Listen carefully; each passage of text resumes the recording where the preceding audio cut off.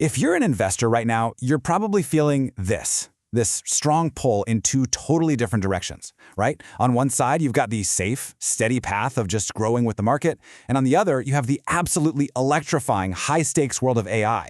It can feel like you have to pick a side. But what if I told you that you don't? In this explainer, we're going to show you exactly how to get the best of both worlds. So yeah, this is the big question, isn't it? Do you put your money into the proven, solid foundation of the entire U.S. economy, the S&P 500? Or do you take a bet on what feels like the most revolutionary technology of our lifetimes? It can really feel like an impossible choice. But here's the great news. You don't actually have to choose. We've laid out a super clear path for you. First, we'll dive into that investor's dilemma. Then, we'll look at the two options, these big, broad ETFs versus the niche, thematic AI ones. After that, I'll introduce you to a really powerful strategy called Core and Satellite that brings it all together.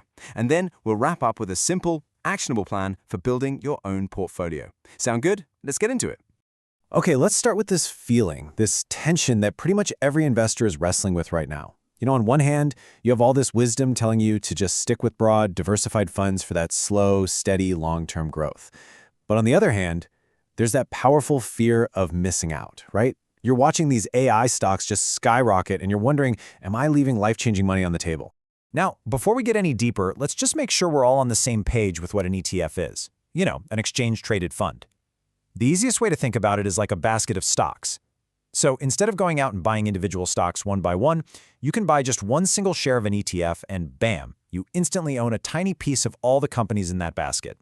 It's a really simple but powerful way to get diversified. Okay, now let's see how we can use these baskets to build our strategy. So let's talk about building the foundation of your investment house. I like to think of this as the main course of your meal. You know, the reliable, nutritious base that everything else is built on top of. This is what we call your core. And here's the most important part about your core. It needs to be incredibly stable and super diversified. Its job isn't to hit a home run overnight. Nope. Its job is to capture the steady, boring growth of the entire market over many, many years, and to do it as cheaply as humanly possible. And what's truly amazing about these core funds is their scale and just how cheap they are. I mean, take a look at VTI, the Vanguard Total Stock Market ETF. For a tiny fee, an expense ratio of just 0.03%, you get a piece of over 3,500 different U.S. companies. That is absolutely incredible diversification for pennies on the dollar. VOO is right there with it, giving you the 500 biggest U.S. companies for that same low price. This right here is what a stable, cost-effective core looks like. All right, so we've got our main course down. Now let's talk about the other side of the menu. If those broad funds are your main meal, then thematic funds like the ones focused on AI, they're the spice. They're the exciting, flavorful side dish that can really make the meal something special. These are your satellites.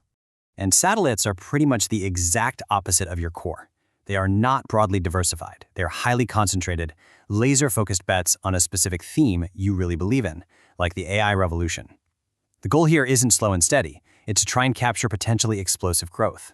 And this table just illustrates the trade-off perfectly. I mean, compare this to what we just saw. The Chat ETF holds only about 49 stocks, and its expense ratio is 0.75%. That is 25 times more expensive than VTI or VOO. ATRD is a bit cheaper, but it's still way more expensive and just as concentrated. You're paying a premium for a targeted, actively managed bet on a small handful of AI leaders. So why on earth would anyone pay those higher fees for fewer stocks? Well, this is why. Just look at these returns from 2025. The S&P 500 had a great year, a very respectable 17%. But the Roundhill AI ETF, it returned a staggering 47%. That incredible performance is the allure of thematic investing. That's the siren song. It's the reason we all feel that fear of missing out. Okay, so we've got the steady, low-cost core. We've got the high-risk, high-reward satellite. We've laid out the whole dilemma. But now for the solution. Here's the big reveal. You don't have to choose. There's a strategy designed to combine them. It's called the core satellite strategy, and it's such an elegant approach. The idea is that the vast majority of your portfolio, your core, is in those passive, ultra-diversified, boring funds. Then use a much smaller portion of your portfolio to make those exciting, targeted bets on themes like AI. Those are your satellites. So what does this actually look like in practice? Well, a really common way to set this up is to dedicate about 80 to 90% of your portfolio to your core holding, something like VTI. That's your foundation for broad market growth. The other 10 to 20%, that's what you can use for your higher risk satellite positions like chat to make those targeted bets on the future. And hey, this isn't some niche theory. It's a well-established, smart strategy. As Schwab points out here, even funds that are more focused can serve as a complement to a core index fund. The whole idea is to build on a strong foundation, not to tear it down and start over. All right, let's make this super actionable. How do you actually go about picking these funds and building your own core satellite portfolio? Well, here is a simple plan that works for any investor, no matter your experience level. Here's a little 4-step checklist you can use for any ETF you look at. First, define your goal. Be honest. Is this for your stable core, or is this a speculative satellite? Second, always look at the top 10 holdings. Do you actually believe in those specific companies? Third, compare the costs. For your core, lower is almost always better. And finally, review its performance, but always remember that past results don't guarantee anything about the future. You know, when you boil it all down, this strategy is all about balance. It lets you build your financial future on a really solid, proven foundation while still giving you the freedom and the flexibility to invest in your personal convictions about where you think the world is headed. It's the best of both worlds. It's prudent and it's opportunistic. So, as we wrap up, I want you to remember this. Successful investing isn't about choosing between safe and exciting. It's about finding the right balance for you, for your goals, and for your comfort level.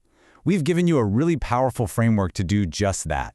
So now the real question is, how will you balance your foundation with your convictions about the future?